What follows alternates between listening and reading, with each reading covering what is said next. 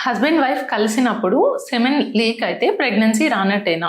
రీసెంట్‌గా ఓపీడీకి ఒక కపుల్ వచ్చారనమాట. ఇన్‌ఫర్టిలిటీ అంటే పిల్లలు అవ్వట్లేదు. మ్యారేజ్ అయ్యి 2 ఇయర్స్ అయింది అని వచ్చారు. సో, వాళ్ళతో మాట్లాడినప్పుడు ఏంటంటే వైఫ్ ఒక క్వెషన్ అడిగారు. అంటే మేము కలుస్తున్నాం కానీ కలిసినప్పుడల్లా మనకి వీర్యం అనేది మొత్తం బయటకొచ్చేస్తుంది. సో, దానివల్లే మాకు ప్రెగ్నెన్సీ రావట్లేదా మేడం అని అడిగారు. సో, ఇది చాలా మంది కపుల్స్‌కుండే common question. So, husband wife కలిసినప్పుడు ఏంటంటే మనకి సిమెన్ శాంపిల్ అనేది మనకి వెజైనాలో డిపాజిట్ అవుతదనమాట.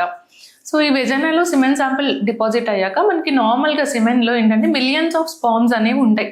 సో, అవి వితిన్ ఫ్యూ సెకండ్స్‌లోనే మొటైల్‌గా అంటే కదిలే కణాలు ఉన్న స్పర్మ్స్ చాలా ఫాస్ట్‌గానే మనకి సెర్విక్స్‌లోకి వెళ్ళిపోతాయన్నమాట. సెర్విక్స్ ద్వారా గర్భసంచిలోంచి ట్రావెల్ చేసుకుంటూ వెళ్తాయి. సో, రిమైనింగ్ బయటకొచ్చేదంతా ఏంటంటే సెమినల్ ప్లాజ్మా అంటామనమాట. సో, అది మనకి బయటకనేది వస్తుంది.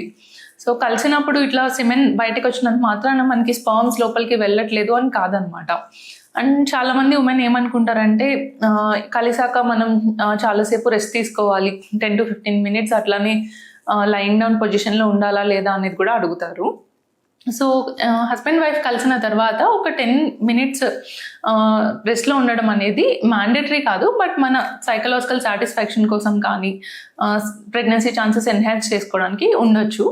అండ్ కొంతమంది ఉమెన్ ఏంటంటే ఇంటర్‌కోర్స్ అయిన వెంటనే మొత్తం వెజైనా అంతా ఎక్కువ వాష్ చేయడం అనేది చేస్తుంటారు కదా! సో, ఇట్లా ఇంటర్‌కోర్స్ అయిన వెంటనే ఒకసారి యూరినేట్ చేయాలి. బట్ దాన్ని మనం ఎక్కువ వాష్ చేయడం వల్ల ఏంటంటే సెమెన్ స్పర్మ్స్ అన్నీ బయటకు వచ్చేస్తాయన్నమాట. సో, అట్లా ఎక్కువ ఓవర్‌గా వాష్ చేయకూడదు.